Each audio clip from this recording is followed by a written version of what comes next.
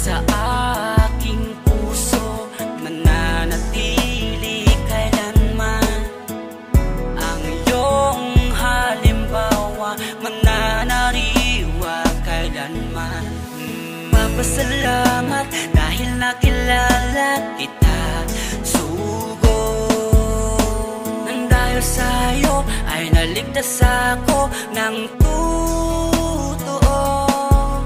Nang dahil sa'yo, nang dahil sa'yo, ang Panginoon ay nakilala ko. Papasalamat sa'yo ang tulad kong nagbago.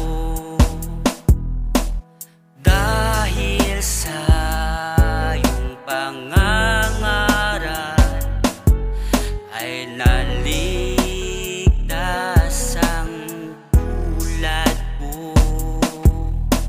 Walang katulad ang katapatan mo, hanggang sa huli ng buhay mo hindi ka nagbago. Ibinigay lahat para masunod lamang si Kristo, dahil ikaw ang sugo. Di malilimutan ang itong mga katagang na no retreat, no surrender.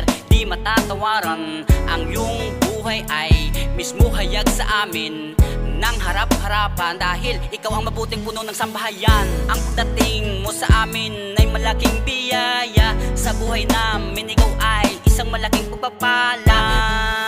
Ang awiting ito ay inaalay ko sa'yo bilang alaala na buhay ka sa isip ko at sa aking puso mananatili kailanman.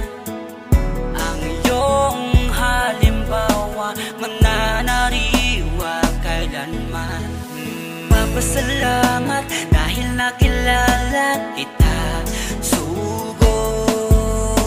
Nang dahil sa'yo ay naligtas ako ng totoo.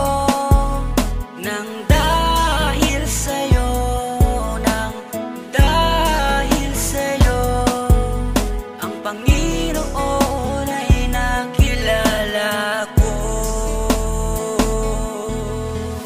But notice that if the good man of the house had known, and what was the thief would come, he would have what sin would not have soured his house to be broken out. The good man of the house loves so much the child. Mapasalamat dahil nakilala kita, sugod. Nang dahil sa'yo ay naligtas ako ng totoo. Nang dahil sa'yo, nang dahil sa'yo, ang Panginoon ay nakilala ko. Hindi malilimutan ang iyong inuhit na kasaysayan.